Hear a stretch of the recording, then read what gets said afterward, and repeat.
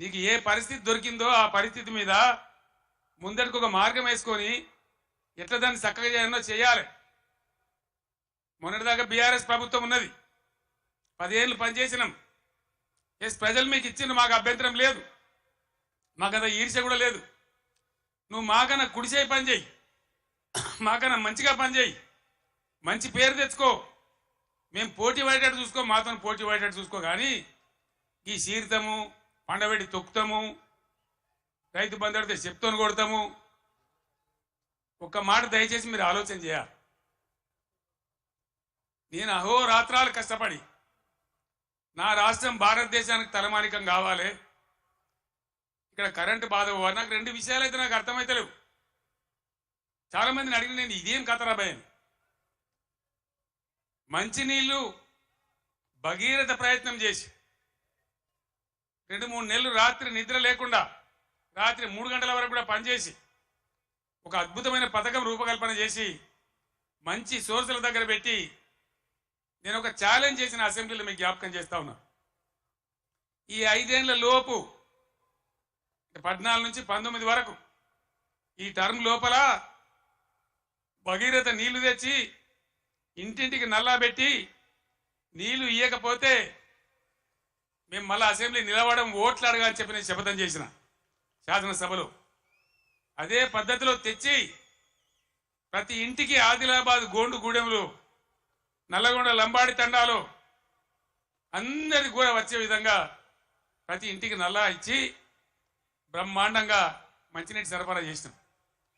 ఇప్పుడున్న ప్రభుత్వానికి ఆ పథకం నడిపే తెలివి లేదా అని నేను అడుగుతా ఉన్నా. ఎందుకు ఇలా మిషన్ భగీరథల సమస్యలు వస్తూ ఉన్నాయి? అదేవిధంగా రెండవది కరెంటు. మీ అందరికి తెలుసు, నేను ముఖ్యమంత్రి అయినాడు కరెంటు ఎట్లా ఉండే. ఏడాది అర్థం లోపల దాన్ని బాగా చేసి రెప్పపాటు సెకండ్ పార్ట్ కరెంటు పోకుండా రాష్ట్రంలో అన్ని వర్గాలకు కరెంట్ ఇచ్చినాం. పోచారం శ్రీనివాసరెడ్డి గారు నా పక్కనే ఉన్నారు, ఆనాడు వ్యవసాయ శాఖ మంత్రిగా ఉండిరి. ఆయనకు నేను లక్ష్మీపుత్రుడు అని పేరు పెట్టుకున్నా. ఆయన కాలంలోనే 24 గంటలు రైతులకు ఫ్రీ కరెంట్ వచ్చింది, రైతు బంధు వచ్చింది.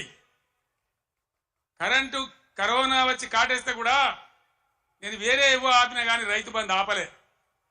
వ్యవసాయం జరగాలి, గ్రామాలు నిలబడాలి, రైతాంగం నిలబడాలని కరోనా వచ్చి బాధ పెట్టినా, ఖజానాల డబ్బులు లేకున్నా, అప్పో సప్పో చేసైనా సరే రైతు బంధు ఆపలే. ఇలాగా రైతు బంధు ఏ శాతం అయితే లేదా? కేసీఆర్ జర్ర ఇటు ముఖం మలగంగానే కట్క బంద్ చేసినట్టు కరెంటు బంద్ అవుతుందా? మేము చేసిన దాన్ని 9 ఏళ్ళు ఇచ్చిన దాన్ని ఈ చవడ దద్దమ్మలకు ఇయ్యలేదా? దయచేసి ప్రజలు ఆలోచించాలి. ఇలా మళ్ళా మీరు కాంగ్రెస్కే ఓటేసినారు అనుకో, ఏమంటారు? మేము రైతు బంద్ ఇయ్యకున్నా, కరెంట్ ఇయ్యకున్నా, మోటార్లు గాలబెట్టినా, నీళ్లు సరిగా తెచ్చి రైతుల పొలాలు ఎండబెట్టినా మళ్ళా మాకే గుద్దిరు, మాకే ఓటేసిరు అంటారు. 6 గ్యారెంటీలు 3 గ్యారెంటీలు అన్నిటికన్నిటికీ ఎగనామం పెడతారు. ఇది కాంగ్రెస్ చరిత్ర మీరు చూసిందే. ఇప్పుడే చెప్పిన వినోద్ కుమార్ గారు, ఇదే అత్యవసరం బీఆర్ఎస్కి ఎంపీలు. ఎందుకంటే ఈ టైంలోనే మీరు కర్రు కాల్చి సురుకు పెట్టకపోతే నిర్లక్ష్యం వచ్చేస్తుంది, అహంకారం పెరిగిపోతుంది. ఇప్పుడు చెప్పుతో కొడతా అంటే రేపు నిజంగానే కొడతాడు. ఆ విధంగా మోసపోదామా?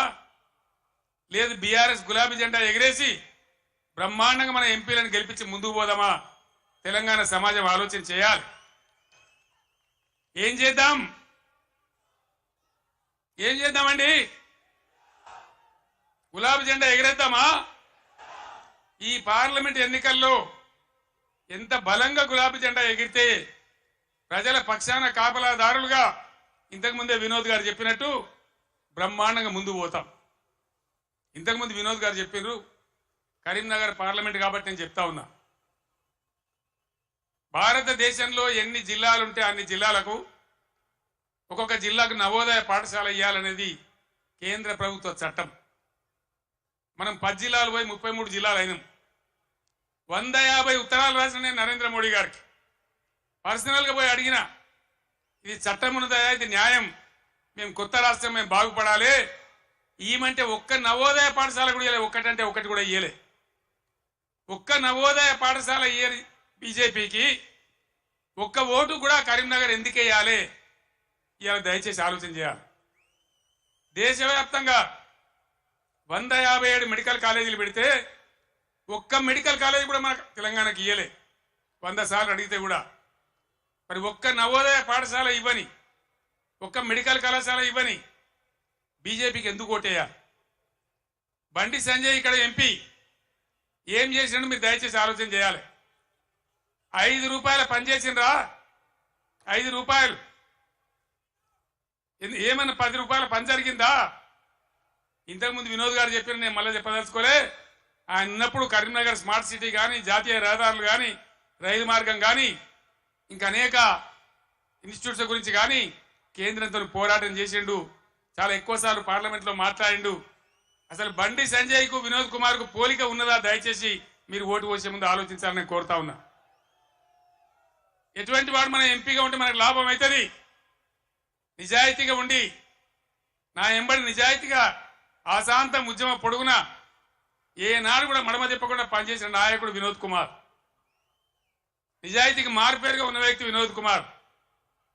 ఏ జిల్లా ప్రజలైతే తన ఎంపీ గెలిపించిండ్రో వాళ్ళ కోసం అన్ని రకాలుగా ముఖ్యమంత్రిగా నాతోని కానీ కేంద్రంతో కానీ కొట్లాడి ఈ ప్రాంతానికి పనులు కానీ, డబ్బులు కానీ, నిధులు కానీ రాబట్టడానికి అన్ని విధాలా పనిచేసిన వ్యక్తి వినోద్ కుమార్. దయచేసి ఆలోచన చేయాలి. కేసీఆర్ ఉన్నాడు, 1 ఎకరం పొలం ఎండిందా? మరి ఇవాళ ఏం బీమార్ వచ్చింది? ఈ బీమార్ ఇట్లనే ఉండన్నా? మళ్ళా తెలంగాణ ఆత్మహత్యలు రావన్నా? మేము ఏం చేసినా ఒక పథకం ప్రకారం చేసినాం, ఒక సిస్టమ్ ప్రకారం చేసినాం. తెలంగాణలో వ్యవసాయ స్థిరీకరణ జరగాలని వ్యవసాయ పాలసీ పెట్టుకున్నాం. నాకు ఎవరు దరఖాస్తు చేయలే, దండం పెట్టలే, ఎవరు ధర్నా చేయలే. రైతు బంధు తెచ్చినాం. దేశంలో ఏ రైతు నాయకుడు తేలే.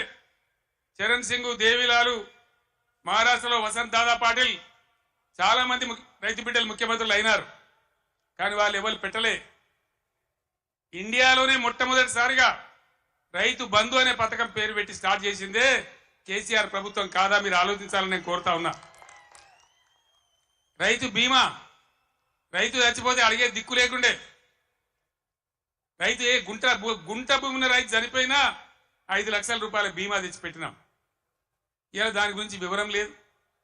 ఏ విధంగా పరిశ్రమలు వచ్చినాయి, ఏ విధంగా ఐటీ వచ్చింది, ఏ విధంగా రాష్ట్ర జిఎస్డిపి పెరిగింది, ఏ విధంగా రాష్ట్ర పర్ క్యాపిటా పెరిగింది. దయచేసి కరీంనగర్ మేధావులు, తెలంగాణ ప్రజలు తమ పార్లమెంట్లో ఓటేసే ముందు ఈ విషయాలన్నీ కూడా ఆలోచన చేయాలి. మీ అందరినీ కూడా నేను కోరేది ఒకటే. నేను పెద్ద లంబాచి కూడా గంటసేపు మాట్లాడా. మీరన్నీ చూస్తున్నారు, ప్రతిదానికి మీరే సాక్షులు. కేసీఆర్ నాడు ఎట్లా పచ్చని పొలాలుండే, ఎట్లా 24 గంటల కరెంట్ ఉండే, ఇలా ఇంత మాయలమే ఎట్లా మాయమైనాయి, ఎందుకు మాయమైనాయి? ఈ అసమర్థ కాంగ్రెస్ పాలకులు బోగస్ మాటలు చెప్పిండ్రు. రైతులకు బోనస్ ఇస్తామన్నారు. మొన్న వానకాలం పంట బోనస్ ఇచ్చిండ్రా? ఇప్పుడు యాసంగి గురించి ఇస్తామని చెప్తున్నారా? అంటే బోనస్ బోగస్ అయిపోయింది. ఈ విధంగా అనేక విషయాలలో పదవికి ఇప్పుడే వచ్చినాం కదా, ఇప్పుడే అబద్ధం ఆడితే ఎట్లా అనే ఇది కూడా లేకుండా అడ్డగోలుగా మాట్లాడుకుంటూ, నానా బూతులు మాట్లాడుకుంటూ, ఒకటే రకంగా కేసీఆర్ మీద ఏడ్చుకుంటూ వాళ్ళు పనిచేస్తూ ఉన్నారు. మీరు చూస్తూ ఉన్నారు. కాళేశ్వరం ప్రాజెక్ట్, దానిలో మేడిగడ్డ బ్యారేజు 100 కాంపోనెంట్లలో అదొక చిన్న కాంపోనెంట్. దాంట్లో కొంచెం ఇసుక జారి 2 పిల్లర్లు కుంగినాయి. అదేందో ప్రళయం బద్దలైనట్టు, దేశమే కొట్టుకపోయినట్టు. నేను 2-3 రోజుల తర్వాత టీవీలో కూర్చుంటున్నా, ప్రతి ఇంటికి చేరుకొని చెప్తా కాళేశ్వరం సంగతి ఏందో, ఎందుకు కట్టినామో. కాళేశ్వరం పుణ్యమే కదా ఎంత బ్రహ్మాండంగా ఈ జిల్లాలో నీళ్ళు వచ్చినాయి. ఏ విధంగా మిడ్ మానేరు ఎల్ఎండి నిండి ఉంటుండే, ఏ విధంగా చెరువులు, చెక్ డ్యాములు మత్తళ్ళు దుంకుతుండే. చాలా దుఃఖం కలుగుతా ఉంది మనసుకు.